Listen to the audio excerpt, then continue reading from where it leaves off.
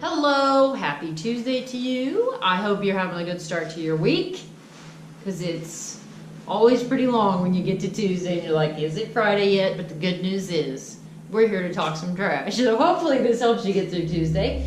Today on Trash Talk Tuesday, we are going to be talking about Big Pharma, because we've got lots of trash that we'd like to talk. Big pharmaceutical companies. Yes. Yes. So let's do that.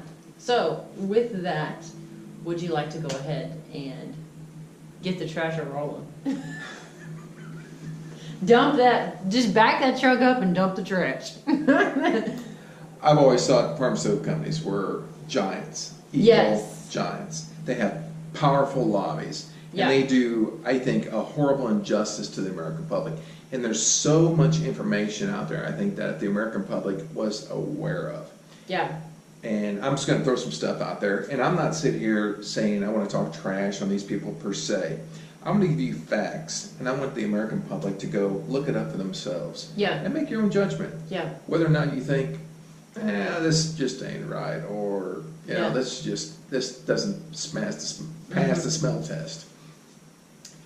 Back in the 1980s, there was a bill that was passed through Congress that made it illegal for Congress, the United States government, to negotiate with pharmaceutical companies. They can't negotiate prices. So the seniors of America, they have to pay whatever price the pharmaceutical companies say, because they cannot negotiate prices with the federal government. So Medicare can't negotiate. And there's two arguments to the story that, if you look at it, I think it's wrong that we can't negotiate, and it's interesting because that would make me more of a Democrat as opposed to Republican or conservative, and I'm probably more of a conservative, but I think this works better because I look at the pharmaceutical companies as what they call a trust company. Kind of like with physicians, it's illegal for me to have a union with other physicians. That's against the law because we're a publicly held trust. Well, pharmaceutical companies, that's a publicly held trust. They need their medicine, and you can't hold the American public at ransom because you have a monopoly. And that's exactly what these pharmaceutical companies are doing. Now let's give an example. Doxycycline, which is a medicine we use to treat chlamydia, sexually transmitted disease, tick diseases, Lyme disease, Rocky Mountain spotted fever, acne, a whole host. 10 years ago, for a week's supply of this particular medicine cost me, the doctor, 10 cents for a week's supply. I could give you a week's supply for 10 cents. I used to give it away. It didn't cost me anything. I used to put 20 capsules in a bottle. Here you go. Have it for free. The bottle, to put it in, was $1.35. It cost more than the medicine was in. Now it's $200. Jeez. Just because? This is what happened. The generic company was bought up by another pharmaceutical company that told the generic company to stop making medicine, and so the other pharmaceutical company started making it. Like, well, we'll just raise the price. We can do this. There's no restrictions. There's no regulations on these people. These dogs, I think, are off the chain. Now, to make matters worse, I took the top 20 CEO salaries of pharmaceutical companies. You name one, I looked at it. Pfizer, Xenical, Astro, all these different pharmaceutical companies. On average, they make $20 million a year. That'd be nice. That's $500,000 a day. That's enough to buy, because the average person in America, I think, spends $800 on pharmaceuticals a year, which, depending on your age, that's what the price is. If you're older, you're going to spend more. If you're younger, you're going to spend less, of course. But that's enough to pay for 500,000 people a year. Population of Kansas City, Missouri. That's what the top 20 CEOs. And we're not even talking about lobbyists, the vice presidents, or anybody else in these pharmaceutical companies. And what do? They sell medicine, and they make that much money. These people are pure, giant, evil people. Wow.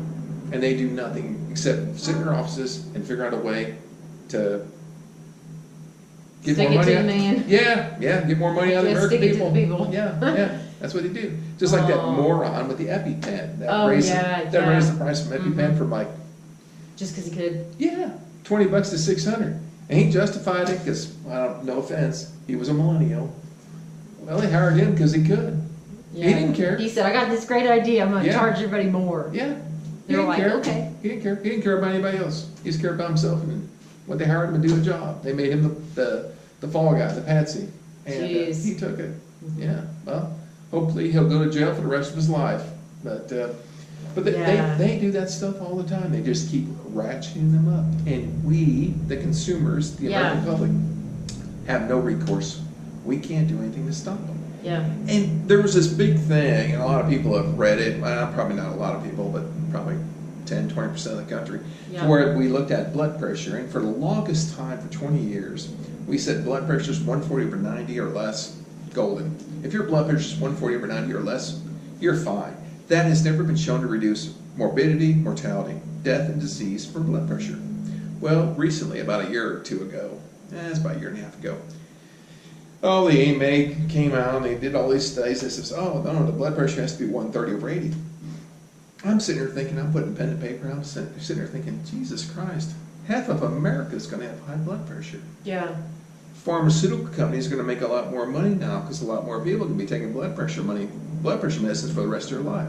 Yeah. Oh, by the way, you're labeled now with high blood pressure. Your insurance rates are going to go up, so it's going to be beneficial for the insurance companies, beneficial for the pharmaceutical companies. American public, well, they're going to be getting hosed. Okay, so, and there was a big backlash from it from a lot of physicians, especially the family practice docs. Good job. That said, no, we're not buying your studies, and this is inconclusive, and we're not going to follow it. And I totally agree with it. The evidence is not there to support their claims. So, and I think this is just a maneuver by farmers. There's something. There's a rat in that wood pile. And or a lot of rats. I just don't know how big it is. Yes. Yeah. There's a lot of rats there. Oh, hey, you were telling me one time we were driving down here, you said that there's a company next door to, and it's an unmarked building. I forget this story. Do you remember this? Oh, yeah, it's Ingenex. Okay, yeah, tell me that story. Well, it's Ingenex and United Healthcare. Yeah. Well, you go to the hospital and you get your hospital bill. Or is that more insurance? That's more insurance, but it's a real quick story, and I'll just abbreviate it. I'll give you a teaser. Okay? A teaser, because we have more trash on insurance. Yeah, so all these crazy codes you see on your hospital bills, okay, all these what they call CPT, ICDs, blah, blah, blah. These are actually made by one company called Ingenex. Yeah. And Ingenex is a company that allows all these insurance companies and the federal government, by the way, to use these codes. And they make this stuff out of thin air, and the insurance companies pay Ingenex to use their software. The interesting thing is when you get a bill, and we all have to receive these bills that says that your doctor's higher than usual and customary. Well, higher than usual and customary. Yeah, he's higher for the service that you received from him. That's usual and customary for your area. Okay? Okay. Here's the interesting thing. Why did they send that bill? And this is the answer. The insurance company pulled that number out of thin air, gave it to Ingenex. They put it in their computer, and when they used that particular software, it spit it out and said it's higher than usual and customary. There is no such thing as higher than usual and customary. Yeah. It is an illusion. And so what happens is the consumer, us, we're upset about our bill because we're higher than usual and customary, and the insurance company's not going to pay for it. When the fact of the matter is, it's the insurance company's doing it to us. Wow, so it's just, again, another random thing. Well, yeah, because when you're upset about your bill, who are you going to call? The doctor, the doctor's hospital? office. You're going to call the insurance company? You're going to call the person who's going to answer the phone, which is probably the doctor's office. Yeah, if you call the insurance company, it's like calling the federal government. You get a different person everywhere, and they're going to say, well, I don't know. Yeah, I don't know who you're calling. I've never seen this before. I don't know anything about it. So, yeah, you're going to waste your time. Jeez. And that's what these people do. I mean, it's an absolute complete nightmare. And everybody out there thinks that healthcare is going to get better. No, it's not. Today, healthcare, pharmaceutical companies are the best they're ever going to be. Tomorrow, they're going to be a little worse and a little worse. And it's just going to keep getting worse and worse until our beloved Congress and federal government actually come up with a creative thought and do something. Good luck with that one. Yeah.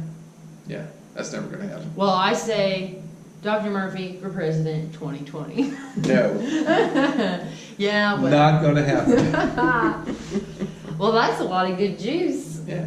Hey, I did read some stuff about this Representative Womack for the 3rd District of Arkansas. Yeah. I read his bio and stuff. I really like this guy. Oh, okay. And I think you never say that. No, I don't really get involved with politics and stuff like that, but he's down in the Arkansas area, Bella Vista, Yeah. Bentonville, Rogers.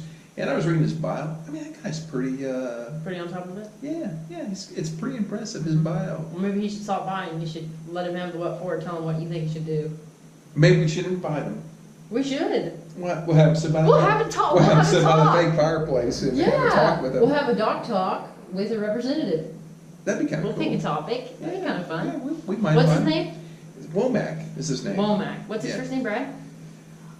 Okay, if you guys know Representative Womack, let him know. We're looking for him. We want to do a video. We want to talk to him. Yeah. He seems like a really nice guy. Cool. I mean, this guy was in the military. He was in the National Guard. He was a colonel. I mean, I know a lot about his bio. Oh. He has a couple of children, a couple of grandchildren. Oh, cool. Yeah, so he's produced fellow. He's not Yeah. that much older. than I'll me, be too. like the least qualified person in the conversation when we all sit No, down. actually, you'd be more qualified than probably anybody in the room. Oh, that's very nice of you. Well, that's very true. For hosting this channel or this show or just talks? No, because of your experience. Well, that's good. Okay. Yeah, you guys don't know about Michelle and her experience, but it's pretty extensive. Well, that's very nice. That's very nice. That's very true. I I mean, you don't Mike Pompeo. I do. I know you do, and you're sitting there saying you don't have any experience. I do. talked to him on the phone before. Well, I've been. And this guy is I talked to him in coordinating the person deal before. to denuclearize North Korea. I know. And you know him. It's kind of incredible. It is. It's there. Well, I tell you what, I did run around and do some political stuff in Kansas, so I know several people. So hello if you're watching, which I'm guessing he's not. So anyway, well, I think that's pretty good for our trash talk this Yeah, time. that's good trash talk. Yeah, That's that's- positive. Wasn't so negative. It wasn't too bad. They never really are that bad. No, you already knew about the pharmaceutical It's about companies. facts. Insurance companies are evil. Yes. I'm just telling you why they're evil. Yeah, which is But don't. good information to have. Yeah. Go look it up yourselves. All right, guys. Well, I think that does it for trash talk. So I guess we'll see you next week. See you next week. All right, see you. Have a good one.